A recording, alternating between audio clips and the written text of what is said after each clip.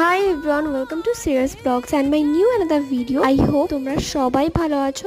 আজকে মোট 3টে কেক আমি বানিয়েছি, আর যে 3টে কেকের ফ্লেভার কিন্তু সম্পূর্ণ ভিন্ন। মানে এই যে রাউন্ড শেপের যে কেকটা দেখলে সেইটা কিন্তু বাটারস্কচ ফ্লেভারের ছিল, আর এই যে লাভ শেপের যে কেক সেইটা ম্যাঙ্গো ফ্লেভার। প্রতিটা স্পঞ্জ থেকে আমি চেষ্টা করি কেকের 3টে থেকে 4টে লেয়ার বার করার, যাতে কেক এটা একটু হাইটেড দেখায়। আর লাস্টে কাট করেছিলাম একটা স্কোয়ার শেপের কেক, যেটাতেও 4টে লেয়ার বেরিয়েছিল, আর স্পঞ্জটা কিন্তু সত্যি অনেকটা নরম ছিল, যেটা দেখতেই পেলে। তারপর আমি সবকটা ক্রিম কোটিং করে রেখে দিয়েছিলাম ফ্রিজে আধ ঘন্টার জন্য। প্রথমে স্কোয়ার শেপের কেকটা ডেকোরেশন করি, আর এইটা কিন্তু আমার বাড়ির জন্য তৈরি করা, কোনো অর্ডারি জিনিস না এটা। পরের দিনই ছিল জামাই ষষ্ঠী, আর যেহেতু দিদিভাইরা পরের দিন আসবে সেই জন্য তৈরি করে রেখেছিলাম আগে ভাগে থাকতেই এই কেকটা। একটা সিম্পল ডিজাইন দিয়েছিলাম আর পুরোটা পিঙ্কের ওপরে কভার করেছিলাম। একটা সুবিধা ছিল এই যে বাকি যে দুটো কেকের অর্ডার ছিল সেগুলো কিন্তু পিঙ্কের ওপরে ডেকোরেশন করতে হতো, সেই জন্য এতটা কষ্ট হয়নি। আর বাকিটা আসছে নেক্সট